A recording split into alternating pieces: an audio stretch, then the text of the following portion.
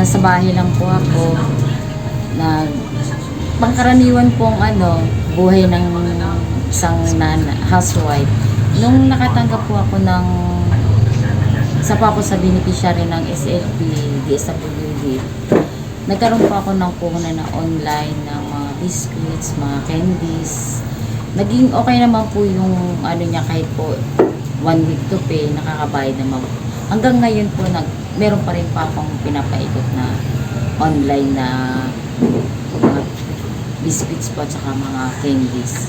Nakasustain po ba yung itinulong sa atin ng national sa pamilya? Opo naman, kasi yung tinutubo ko po doon pa ako kumuha ng pambaon ng mga anak ko, pangbigas po. Hindi na po namin inaawas yun sa kinikita ng asawa kong tricycle driver. Okay po. Ano pong pangalan? Ang pangalan po Ikaw po. ang pangalan ko po ay si Maylene Chavez po. Okay po. Salamat po. Thank you po, Ma'am Maylene. Salamat din po.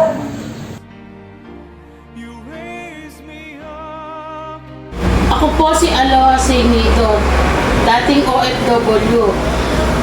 Lumapit po ako sa OWA para makauwi dahil masama po ugali ng amo ko.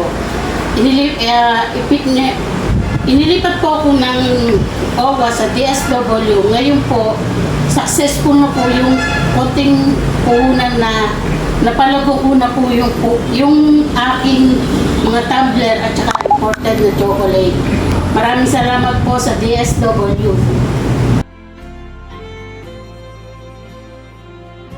Morning po, Ma'am Esmeralda. Kamusta po ang hanap buhay after makuha natin yung tulong ng National DSWD SLP?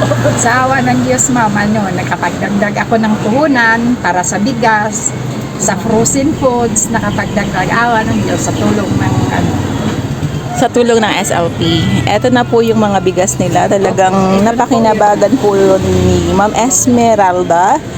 Yung 15,000 dahil binili po niya talaga kaagad. Yan po, meron na silang mga frozen. May soft drinks na rin po siya. frozen foods po. Ayan. Ito po. Mga ito. Sino? Talagang napaikot po niya ng maganda at pakalaking tulong po ng 15,000 na ibinigay na pinagkaloob ng NCR. Pinagsikapan na lumago. Tapos sila din po yung isa natin sa miyembro ng Stars Team na nag-aambag-ambagan po sila, kaya po sila naka-avail naman ng mga pananim para nagkaroon sila ng garden ngayon.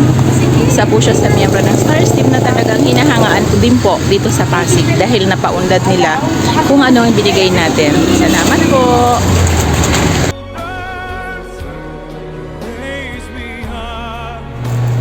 Magandang umaga po, magandang hapon po sa inyong lahat.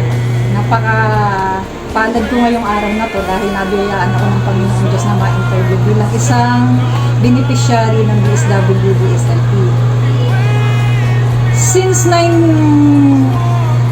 Tumira ako dito sa Pasig, since 1979. Abroad, uwi. Wala. Pero, swerte ko lang nakapag-aral yung mga anak ko. Then, pumasok yung pandemic, parang napaka-worst ng buhay. Sobrang wala. Dito lang sa bahay, walang hanap buhay. Totally wala. As in, nag-positive pa kaming lahat. Nag-50-50 yung isa kong anak. 2021 din, kasalukuyang may pandemic, na-carjack yung asawa ko. Sobrang bagsak ang pagkatao namin lahat. Hindi namin alam kung saan kami kukuha ng pera kasi yung mga anak ko may trabaho nga pero hindi naman makapasok kasi nga pandemic. May isa akong anak na BPO, yon, nag-online sila, work from home, so doon kami kumakapit lahat ng pamilya ko para makasurvive sa pang-araw-araw na pangangailangan. Then nung nakarjak yung asawa ko, sinugod namin doon sa isang hospital dyan, hindi ko na i-mention yung hospital. Angioplasty ang kailangan kasi may 3 bara yung puso niya. Sabi ko sa mga anak ko, anong gagawin natin? Pandemic na yun. Wala tayong pagkukunan. Sige mama, maipangutang natin yan. Buhay ni Papa yan. Kailangan gumaling si Papa.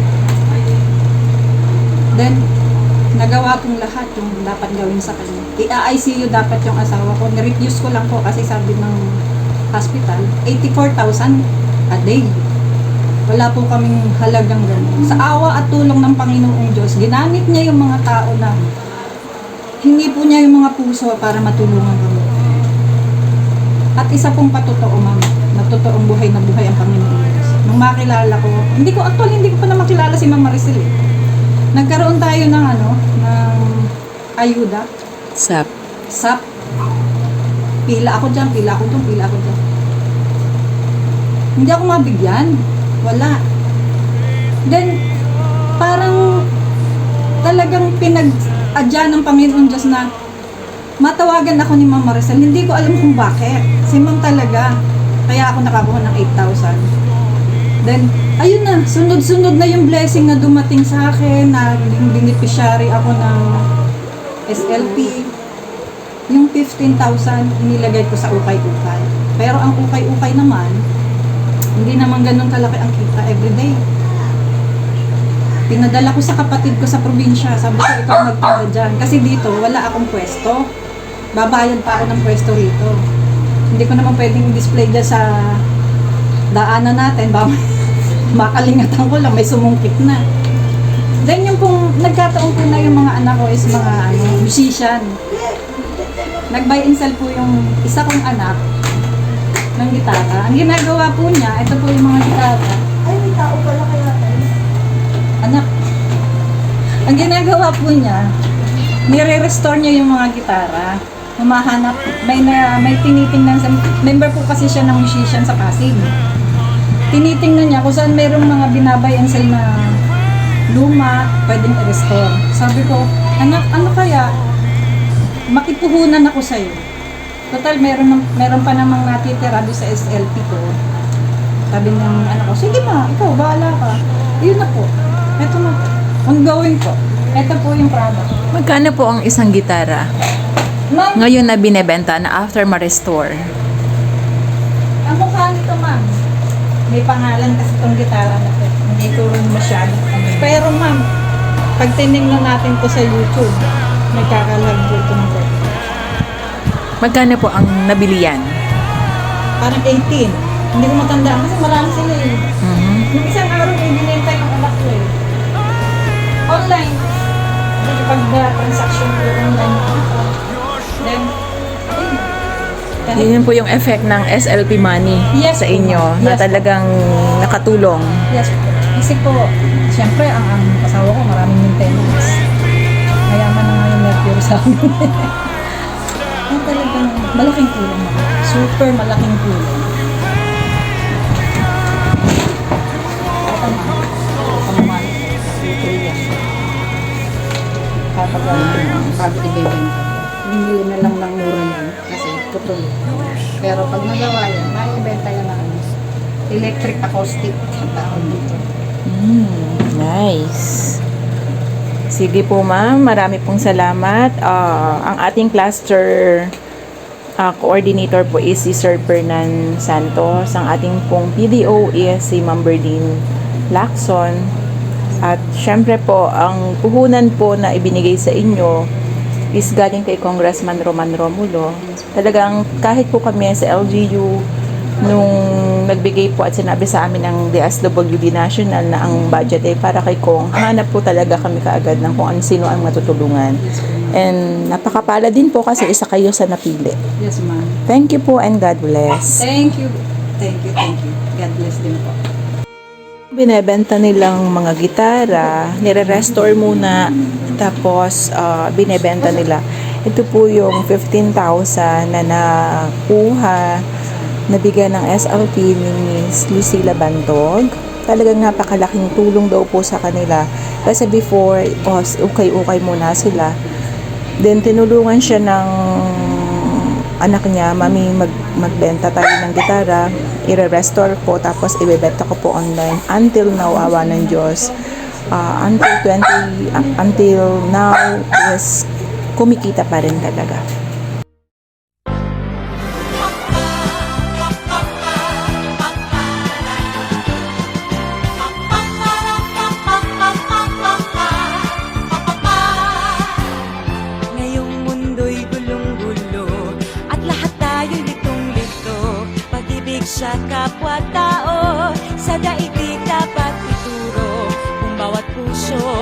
ay marunong magmahal.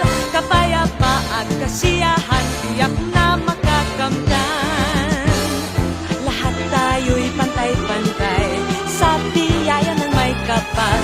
Lahat sana'y apay-apay, handang tumulong kanino man. Kung bawat tao ay marunong magmahal, anumang kulay, salita, tiyak makikisa. Je t'aime, te amo, I love you. Nanandang sanaw sarang hapnida, iklibodik, inibig kita, kwaay din. Paano man sabihin, ang mundo'y turuan natin, tanging lunas ang pag-ibig. Je t'aime, te amo, I love you. Nanandang sanaw sarang hapnida, iklibodik, iniibig kita, kwaay din. Paano man sabihin, ang mundo'y turuan natin, tanging lunas ang pag-ibig. Je t'aime, te amo, I love you. Nanandang sanaw sarang hapnida, iklibodik, inibig kita, kwaay din. Paano man sabihin, ang mundo'y turuan natin, tanging lunas ang pag-ibig.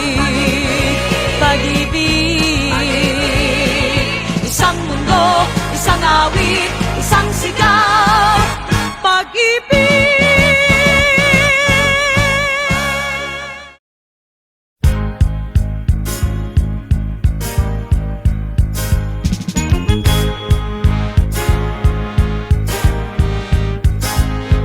Ito ng gabing hinihintay, mga tagahanga ko'y nagdating ang lahat. Nananabik kong marinig inyong palakpak. Mayroong kaba aking dibdib, pinapawisan pa ng dila malakit. Ito ang dinaranas ko sa tuwing palabas. Magandang gabi sa inyong lahat, ako'y nagagalak at kayo'y nagsinalo sa gabi ng palabas ko. Magandang gabi sa inyong lahat,